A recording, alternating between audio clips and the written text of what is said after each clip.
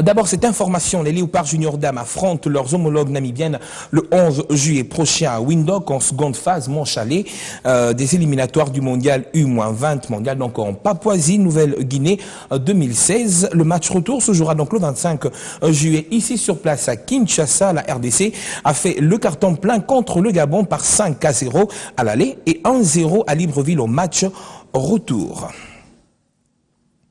Décryptage tout de suite avec Jean-Luc Canida. Bonjour et bienvenue. Bonjour Steve Mbouy. Alors il faudrait quand même le dire, dans longtemps, autrefois le football féminin de la RDC était quand même bien placé au niveau de l'Afrique, mais également au niveau mondial. Oui. Mais ensuite il y a une perte. Comment est-ce que vous expliquez ça? Bon, on se dit que c'est l'absentéisme qui a le plus joué de ce côté-là, puisque les équipes, lorsque les équipes ne s'engagent plus... Absentéisme de la part de qui? Je pense de nos institutions, parce que quand les clubs doivent prendre part aux compétitions, c'est avec l'aval de l'autorité publique.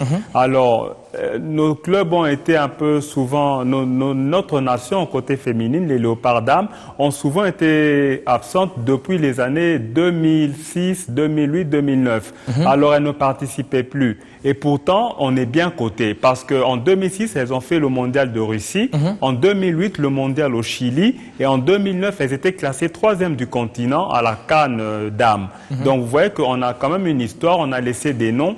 Il y a les Kouyangi Samirey, les Malembo qui ont fait effectuer toutes ces campagnes-là. Justement, est-ce qu'on a des footballeuses qui sont quand même de renom, qui peuvent, on va dire, une bonne relève? Je crois que oui, parce que c'est qu'ont démontré les filles le week-end dernier face au Gabon. Victoire, hein. Et c'était les premières sélections, s'il vous plaît. Elles ont dominé le Gabon qui est régulièrement coté. Et elles ont créé la sensation, on les a battues en aller-retour, 5-0 à Kinshasa, 1-0 à Libreville.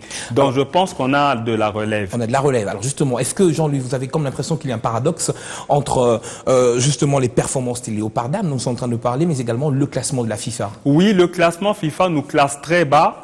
Mais l'effet surprise, c'est que la première sortie a donné ce qu'il a donné. Et donc là, maintenant, nous attendons la Namibie, le 11 juillet à Windhoek et le 25 juillet à Kinshasa.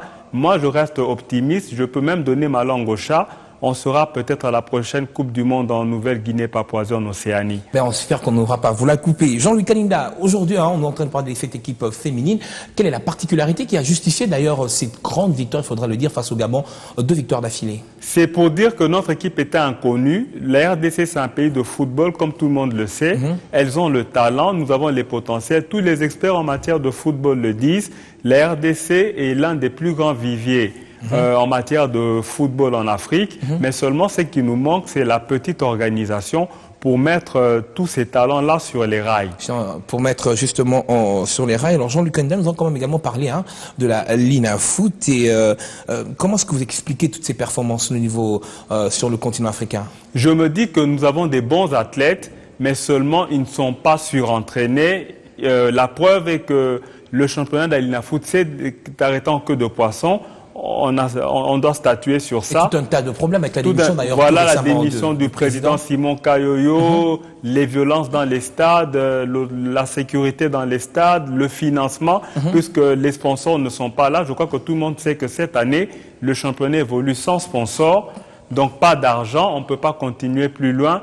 Donc je me dis, tout ça sont des problèmes, mais ce qui est bizarre, c'est que nos équipes se comportent bien sur le continent. Y a-t-il un malaise, des démissions, des problèmes, justement, on le disait la dernière fois? On a comme l'impression que le focus aujourd'hui est sur le football américain, sur le football africain, particulièrement de la RDC, et dans les gradins avec tous ces désordres qui se passent. Qu'est-ce qui ne va pas dans le football congolais aujourd'hui, Jean-Louis? Moi, je me dis que on n'investit pas bien dans le football parce qu'on doit jouer avec l'avenir. Aujourd'hui, on a fait la dernière CAN.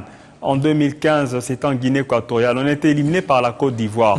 Mais lorsqu'on voit cette Côte d'Ivoire qui est championne d'Afrique, elle a mis en place une structure. Les écoles de foot, les stages à l'étranger. Cette génération-là qui a eu le titre est là depuis une dizaine d'années. Ils proviennent des écoles de foot, bien sûr créées par des expatriés, mais qui profitent aux talents ivoiriens. Alors, on ne peut pas avoir honte. Donc, on peut copier ce qui est bon. Pourquoi pas des écoles de foot ici pour préparer notre relais? Parce que les talents, la preuve, il y en a. Ce n'est plus à démontrer. Alors peut-être pour se séparer avec vous, Jean-Luc Kanida, comment est-ce que vous voyez le football congolais eu égard de tout ce qui se passe dans 5 ans, dans 10 ans? Là, c'est difficile de pronostiquer, mais à l'extérieur, au moins, il y a de l'avenir. La preuve est que le meilleur footballeur africain du championnat belge, c'est Niskins Kebano, oui, qui a été primé avec le soulier d'ébène. Il n'est pas le seul Congolais. Mbokani l'a eu, Kebano l'a eu dans les années 80. On a eu les Wawalambique, qui était au Racing des Ring White de Molenbeek. Donc vous avez comme l'impression que finalement le football, l'avenir du football congolais se joue à l'extérieur avec des particularités qui Je me dis oui, puisque même avoir la liste de Florent Ibenge qui est sortie le week-end dernier, sur 25 joueurs sélectionnés, il n'y a qu'un seul qui évolue au pays, Joël Kimwaki du TP Mazembe, et les 24 autres sont de la diaspora. Jean-Luc Anina, merci d'avoir répondu à notre invitation. Je crois que demain, c'est votre émission. Oui, Sport One, donc le rendez-vous est pris pour 21h35 et toute l'équipe sportive de Buan sera là. Merci à vous, c'était l'invité du journal. Merci Steve.